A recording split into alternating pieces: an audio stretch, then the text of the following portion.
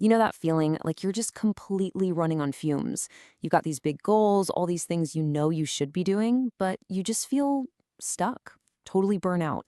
Maybe you find yourself scrolling for hours or making these elaborate plans, but when it comes to actually doing the thing, it feels impossible. Well, if any of that sounds familiar, you're in the right place.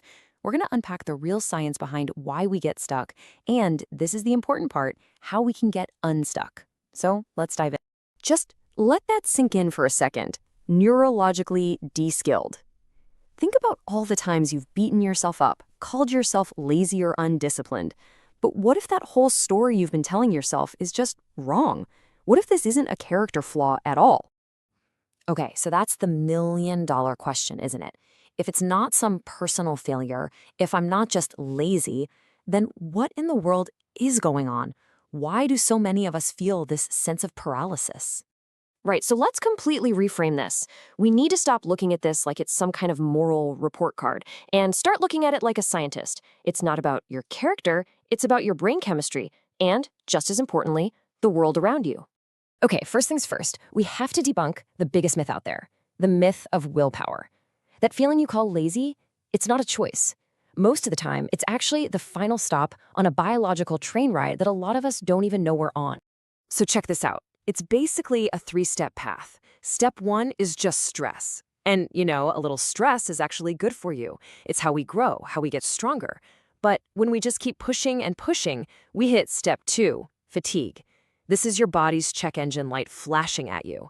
And our culture is constantly telling us, just ignore it, push through. But when we listen to that advice, we go barreling straight into step three, burnout. And this is where it gets serious. Think of burnout like a broken bone in your mind. It's a psychological fracture. You wouldn't try to run a marathon on a broken leg, right? Well, that's what we do with burnout. It's actual damage. Trying to power through doesn't make you a hero. It just makes the fracture worse. This isn't about just being tired and needing a good night's sleep. This is about real damage that needs a real recovery plan. But here's the thing. As bad as burnout is, it's often just the tip of the iceberg. There's something even deeper going on. Our brains themselves are being quietly rewired. This idea of neurological de-skilling is a total game changer. Here's a great way to think about it. Imagine you drove a car with power steering for, say, 15 years. Your arm muscles would be fine for that. But then one day, you get into an old car with no power steering. Trying to turn that stiff wheel would be incredibly hard, right? Your muscles for that specific task have gotten weak. Well, our modern world, with its digital assistants, food delivery, and suggestion algorithms, is like cognitive power steering. It makes so many small decisions for us that the actual mental muscle we need to just start something hard on our own, well, it's starting to atrophy. So not only are our starting muscles getting weaker, but we've also fallen for a huge psychological trap. And that is the idea that we have to feel motivated to get anything done. I mean, this quote just hits the nail on the head, doesn't it? Waiting around for some magical wave of motivation to hit you. It's just a fancy way to procrastinate. Look, feelings are fickle. They change based on how you slept, what you ate, the weather. If you only work when you feel like it, you're basically giving the keys to your entire life to your mood swings. And that's a recipe for staying stuck. And this leads to something called motion addiction, which perfectly describes how we procrastinate today. It's when you spend hours watching videos about working out instead of actually working out. Or you spend all afternoon color-coding your to-do list app instead of doing a single thing on the list. It gives you the feeling of progress without any of the actual progress. It's counterfeit achievement. So why are we so addicted to this fake progress? Well, it all comes down to brain chemistry. Think of it like this. Your brain has two main currencies for achievement. First, you've got dopamine. That's the accelerator. It's the one-night stand of neurochemicals. Exciting, a little bit thrilling. It gets you to start. Then you've got serotonin. That's the destination.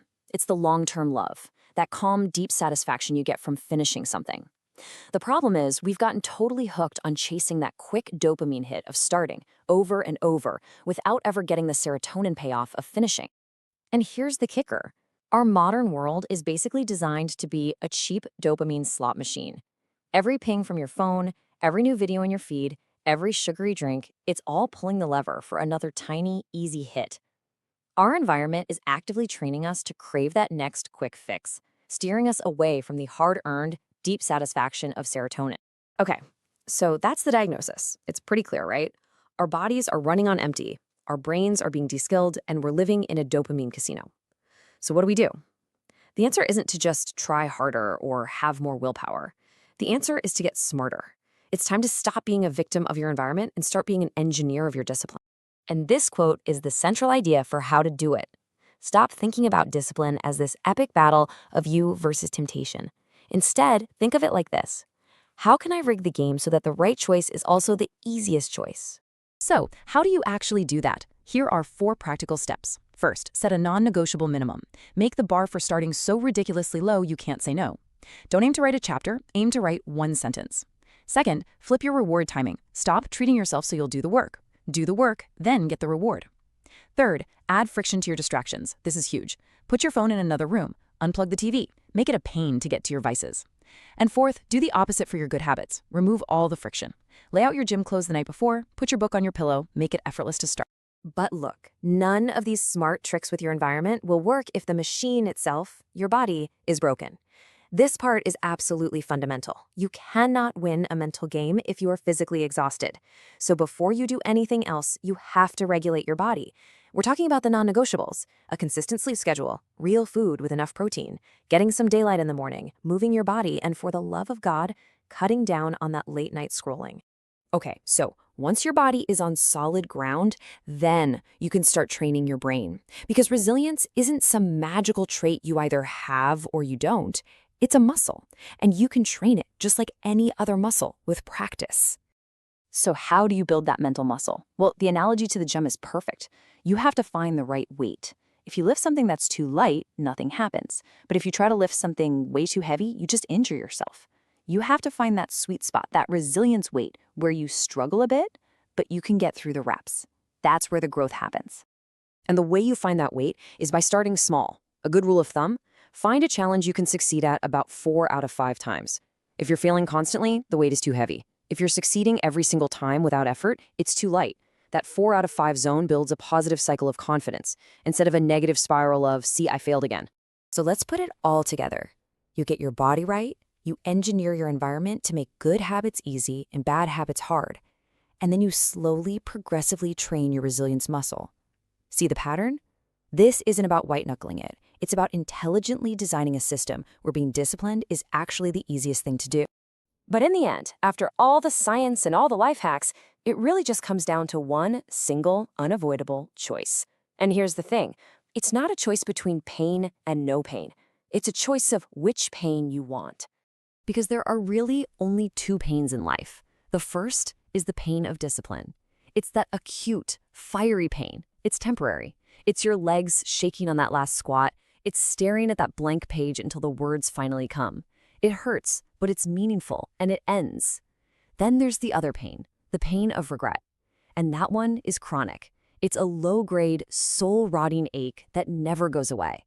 It's the feeling you get scrolling through someone else's life at 2 in the morning, just knowing that could have been you. So yeah, one hurts now. The other one hurts forever. The choice is yours. Which one are you going to choose?